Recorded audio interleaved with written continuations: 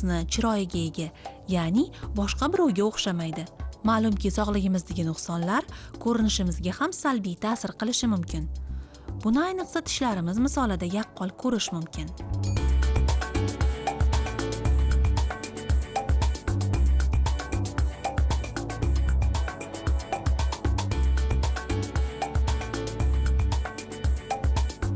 Anglagan bo'lsangiz, bugun biz jahon miqyosida eng ko'p tarqalgan kasalliklardan biri tish kasalliklari, xususan karies va parodontoz haqida so'z yuritamiz.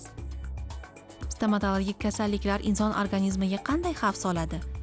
Nima uchun bunday xastaliklar dunyoda keng tarqalgan? Kasallikni bartaraf qilish va oldini olish uchun jahonda qanday usullardan foydalanilmoqda? Shu va boshqa savollaringizga javob topishda bugungi dasturimiz ko'mak beradi degan umiddamiz.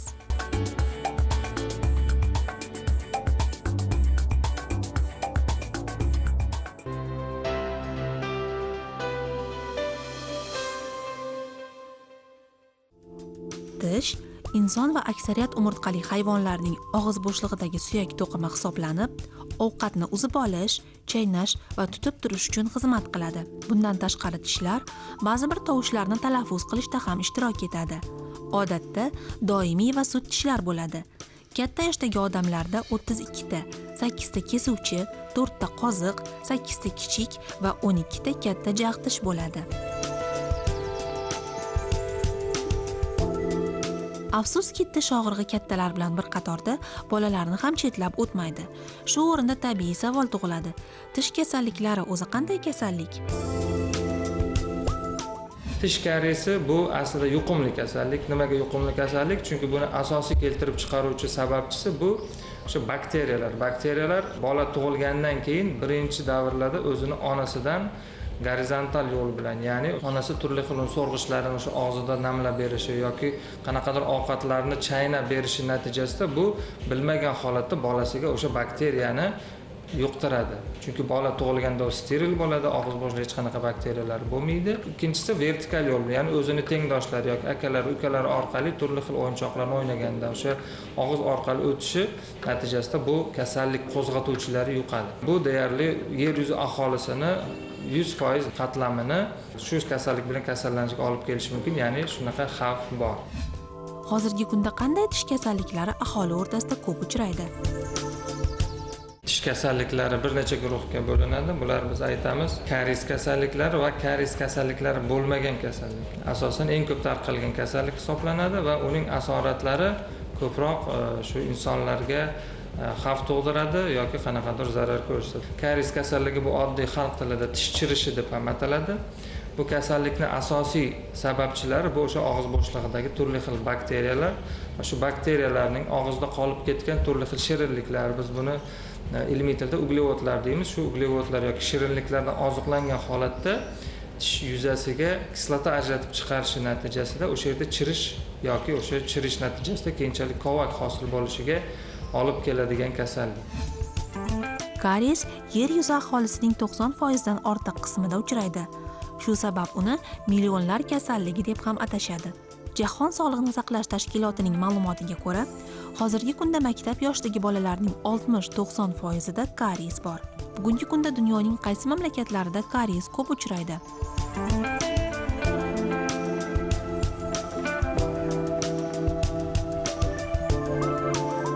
Hozirgi kunda tish karies kasalliklari rivojlangan davlatlarda, rivojlanayotgan davlatlarga nisbatan anchagina past hisoblanadi. Jumladan aytib o'tishimiz mumkin, Shvetsiya, Finlandiya, Norvegiya kabi masalan davlatlarda ushbu kasallikning tarqalishi 30% dan oshmaydi. Rivojlangan davlatlarda ushbu kasallikka qarshi kurashish uchun keng ko'lamli chora-tadbirlar amalga oshirilgan va ilmiy yutuqlar, ularni demak iqtisodiy rivojlanganlik tomonlari ham bu narsaga sabab bo'lib kelmoqda. Bu yerda o'sha aholini undan tashqari bilim saviyasi, ularni shu og'iz bo'shlig'i gigiyenasini to'g'ri tashkil qilishga bo'lgan rag'bati ham muhim bir sabablardan biri bo'ladi va ularga berilayotgan stomatolog kasallik haqidagi bilim ham bu narsani oldini olishda juda ham muhim. Jahon sog'liqni saqlash tashkiloti ekspertlari 2009-yili dunyoning turli mintaqalarida 12 yoshli bolalarning tishlarini o'rganib chiqdi. Natijalarga ko'ra, Afrikadagi bolalarning karies ko'rsatkichi 0,65 va 1,7 oralig'ida bo'lsa, Avstraliyalik bolalarda bu ko'rsatkich 0,8 ga teng ekan. Yevropaning bir qator mamlakatlari Buyuk Britaniya, Shveysariya, Italiya, Germaniya, Fransiya, Rossiya va Portugaliyada o'rtacha ko'rsatkichlar qayd etildi. Ya'ni bu yerda yashovchi bolalarning karies indeksi 1,25 bilan 3,7 oralig'ida bo'ldi. Lotin Amerikasi mamlakatlari karies eng ko'p tarqalgan hudud deb topildi. Bu yerda karies ko'rsatkichi 3,1 va 8,5 oralig'ida aniqlandi. Umuman jahon sog'liqni saqlash tashkilotini olib borayotgan statistik ma'lumotlarda yosh qatlamlari albatta inobatga olinadi. Ya'ni u yerda 6 yosh, 12 yosh, 15 yosh va 40 yoshdagi qatlamlar orasida statistik ma'lumotlar yuritiladi. Demak, 6 yoshli bolalarda bularda demak birinchi doimiy tishlar chiqqan va qolgan tishlari sut tishlari bo'ladi. Bularning orasida tarqalish ko'rsatkichlari albatta sut tishlarida ko'proq uchraydi. Nimagaki sut tishlari kislota ta'siriga chidamliligi pastroq bo'ladi. Bundan tashqari ikkinchi bir masala bor. Yosh bolalarimiz og'iz bo'shliq gigiyenasiga to'g'ri amal qilish imkoniyati yoki salohiyati deymizmi, yetarli emas. O'shaning uchun biz o'sha ota-onalarga doimo maslahat beramiz. Yosh bolalarni 5 yoshgacha o'zlari tishlarini tozalab qo'yishlari maqsadga muvofiq. Chunki biz ularga shotka berib tishingni tozala deganimiz bilan ular ko'ngildagidek yoki o'sha talab darajasida tozalay olmaydi. Yosh kattalarda bu narsa ozgina kamroq, lekin 40 yoshga borganda bu narsa yanada ko'paygan tendensiyani ko'rishimiz mumkin. Og'iz bo'shlig'i xastaliklarining tarqalishi mamlakatlarning geografik joylashuvi va sog'liqni saqlash tizimi faoliyatining qay darajada yo'lga qo'yilganligi bilan chambarchas bog'liq. Ijtimoiy ko'rsatkichlar ham kariesning tarqalishida katta ahamiyatga ega. Shunday ekan, bunday xastalik asosan kam rivojlangan, aholi daromadlari past mamlakatlarda ko'p uchraydi. Bundan tashqari, noto'g'ri ovqatlanish, alkogol mahsulotlarini ko'p iste'mol qilish, kashandalik, gigiyena qoidalariga rioya qilmaslik ham kariesning rivojlanishiga sabab bo'ladi. Shu o'rinda aytib o'tishim kerak, tish yuvish qoidasini ko'pchilik holatlarda mana bunaqa noto'g'ri yuvish oqibatida bu narsalar demak tishlar orasida karashlar qolib ketadi. Bundan tashqari tish bo'yin qismini yedirib qo'yishimiz natijasida tishlar sezuvchan bo'lib qolishiga olib keladi. Lekin aslida tish yuvish qoidasi qanaqa tashkil qilingan? Bu demak supurgisimon harakat, yuqoridan pastga demak mana supurgisimon harakatlar natijasida qilishimiz kerak mana va pastdan yuqoriga ham supurgisimon harakatlar natijasida. Chaynoq yuzalarini oldinga, orqaga harakatlar bilan qilishimiz kerak va ichki yuzasini ham mana supurgisimon harakatlar bilan tozalashimiz kerak. Bundan tashqari yana bir muhim jihati shuki, tish yuvish davomiyligi kamida 3 daqiqani tashkil etish kerak. Mana o'zimiz shogirdlarimiz bilan ilmiy ishlar olib kuzatdik. Ya'ni o'sha sotuvda bo'lgan 15 ga yaqin ichimlikni olib, o'shalarni tish emalini qanchalik yemirishiga olib kelishini biz laboratoriya usulida o'rgandik va shu xulosaga keldikki, o'sha sotilayotgan sotuvdagi ichimliklarni qancha ko'p iste'mol qiladigan bo'lsak, tishimizni yedirishi natijasida mana ko'pchiligimiz sezamiz. Shu ichimlik ichgandan keyin tishimiz qamashib qoldi yoki sezuvchan bo'lib qoldi degan holatlar uchrab turadi. Bu nimaga? Chunki o'sha gazlangan ichimliklar tarkibida karbonat kislota yoki fosfor kislotalar qo'shiladi. Bu kislotalar tishni emalini yemiradi. Boyagi bakteriya ajratib chiqaradigan kislota sut kislota bo'ladigan bo'lsa, ichimliklar tarkibida karbonat kislota va ortofosfor kislota qo'shilishi natijasida tishning emalini yediradi. Bu demak tishni sezuvchanlikka olib keladi va kariesga moyillikka olib keladi. Kariesga moyil deganimiz ozgina tishimiz yuvmaydigan bo'lsak, tezroq tishimiz karies bo'lib ketishga olib keladi. Shuning uchun ushbu gazlangan ichimliklarni ichishda ham me'yorni ushlash kerak bo'ladi. Cho'p yordamida ichish, shunda tishlarga shu narsa tegmaydi va tishni yedirilishdan saqlab qoladi. Shuni alohida ta'kidlash lozimki, ayollar homiladorlik davrida ko'pincha tish og'rig'idan qiynaladi. Bunday paytda ular Bo'lajak farzandim tishlarimdan o'ziga kerakli minerallarni olyapti. Shuning uchun tishlarim mo'rtlashib, tez-tez og'riydigan bo'lib qoldi deb o'ylaydi. Lekin so'nggi yillarda olib borilgan izlanishlar bu fikr noto'g'ri ekanini ko'rsatdi. Bola rivojlanish davrida onani emalidan hech qanaqangi mikroelement olmas ekan, balkim u o'sha suyaklardan olishi aniqlangan. Shuning uchun biz aytishimiz kerakki, homiladorlik davrida, bolaning rivojlanishi davrida onani tishlarini salomatligiga homilaning hech qanaqa ta'siri yo'q. Lekin boshqa narsani aytib o'tishimiz kerak. Xo'p, unda nima sabab bo'ladiki, o'sha homiladorlik davrida ko'proq tishlar kariyesga chalinadi yoki shu milklarda qonashlar, gingivit yoki parodontit kasalliklari kelib chiqadi. Ona homiladorlik davrida ko'pincha toksikozlar bo'ladi, ko'proq qayt qilishlar. Biz bilamiz, oshqozonda xlorid kislota bor. Xlorid kislota qayt qilgan davrda og'iz bo'shligiga chiqish natijasida tish emalini yedirishi, uni kariyesga beriluvchan qilib qo'yishi bu birinchi sabab bo'ladigan bo'lsa, ikkinchi sabab qayt qilgandan keyin og'izni bemaza bo'lish natijasida tishlarni tezroq yuvib tashlash.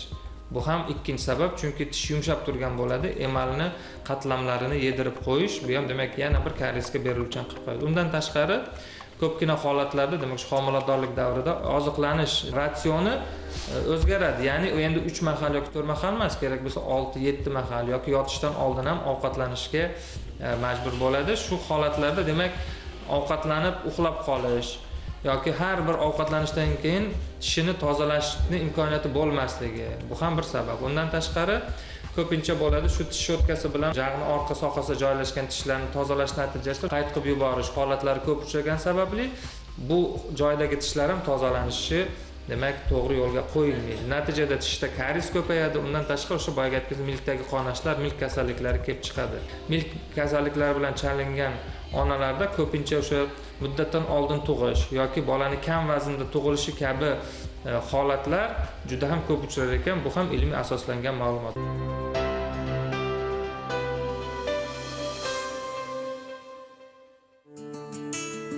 So'nggi 50-60 yil ichida stomatologiya xizmati oltin davrni boshidan kechirmoqda. Hozirgi kunga kelib, dunyo aholisi o'rtasida kariyesning birmuncha kamayganini kuzatish mumkin. Bunga aksariyat rivojlangan mamlakatlarda profilaksik chora-tadbirlarning yaxshi yo'lga qo'yilgani va aholining gigiyenik qoidalarga to'liq amal qilishi sabab bo'lmoqda. Umuman olganda butun dunyodagi hozirgi kundagi olib borilayotgan ilmiy ishlar va shu ilmiy amaliy ishlar asosan shu karies kasalligini tarqalishini kamaytirishga qaratilgan.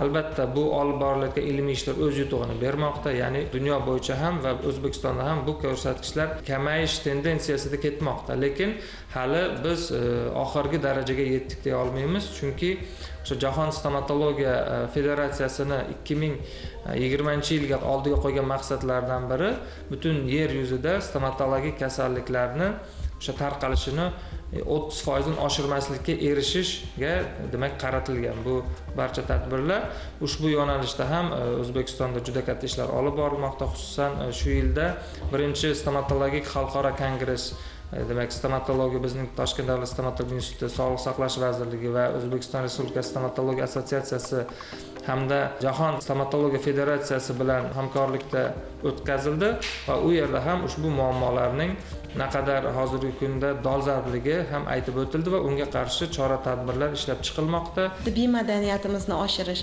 ota-onani shu bolasini kasallik keltirib chiqib, uni bezovta qilgunga qadar shifokorga yiliga 2 marotaba profilaktik ko'rikka ota-onani o'zi olib borishiniga erishishimiz kerak. Bu bizning birinchi maqsadimizdan biri. Aytib o'tish kerakki, tish kariyesga uchraydigan bo'lsa, unga tish plombasini qo'yish orqali bu tishni demak batamom davoladik deb aytish mumkin emas. Chunki bu o'sha chirigan tishga bir protez qo'yish bilan barobar. Ya'ni tishga plomba qo'ydikmi, demak bu qaytmas jarayonni yuzaga keltiradi. Chunki tish plombasi ham bir umrlik narsa emas.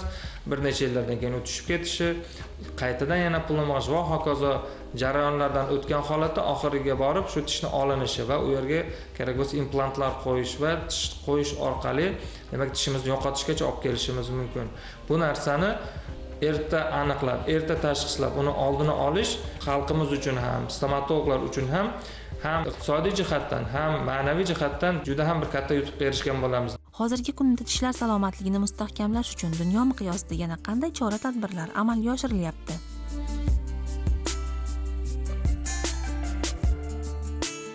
Bolalarda fissuralarni muhrlash degan yangi tendensiya paydo bo'lgan. Bu rivojlangan davlatlarda bir necha yillardan beri yaxshi natijalarga erishilgan. Bizda ham yosh olimlarimiz shu yo'nalishda izlanishlar olib borishgan va kerakli yutuqlarga erishishgan. Yangi yorib chiqqan tish sog'lomlik paytida o'sha mikroblar rivojlanishiga qulay bo'lgan joy kichik bir tirqishlari bor, tabiiy tirqishlar, o'shalar fissuralar deb ataladi ilmiy tilda.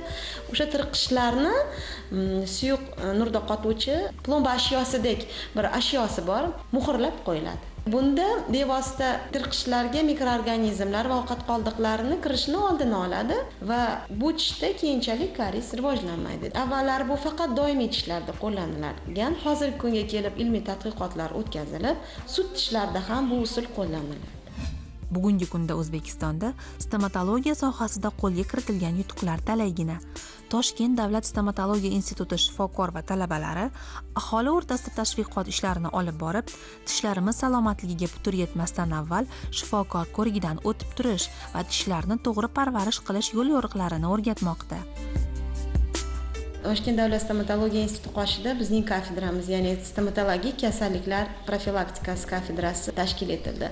Bu kunga qadar respublikamizda profilaktikaga e'tibor bunchalik katta bo'lmagan. Bizning kafedramiz xodimlari tomonidan ko'ngilli talabalar bilan birga sog'lom tishlar sog'lik garovi shiori ostida biz tadbirlar o'tkazamiz. Bunda maktabgacha ta'lim muassasalarida kichik yoshdagi bolalarni yoshga nisbatan differensial guruhlarga ajratilgan holda ularga og'iz bo'shlig'ini shaxsiy gigiyena vositalari va u vositalardan to'g'ri foydalanish, gigiyenik chora-tadbirlar majmuini maktabgacha ta'lim muassasasi, tibbiyot xodimlari va oila kompleksi sifatida uzluksiz amalga oshirishni biz o'rgatamiz. Bunda bizning ko'ngilli talabalarimiz va shifokor stomatolog bolalarda yoshiga qarab guruhlarda o'yinlar sifatida qiziqarli, teatrlashtirilgan namoyishlar sifatida va bevosita mana bunday mulajlarda tish cho'tkasi va pastasini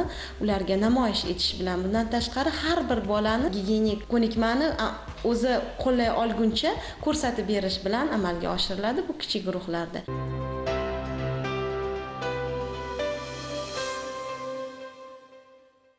Yorqin tabassum inson husnining ajralmas qismidir. Do'stlar, yaqinlar davrasidagi suhbat, xursand va baxtli damlarni yuzda tabassum bilan qarshi olishga nima yetsin? Tishlarimiz sog'lom bo'lmasa, baxtli onlar ham tatimasligi mumkin. Istagimiz, kasallik hech qachon sizdan ustun kelmasin. Salomat bo'ling.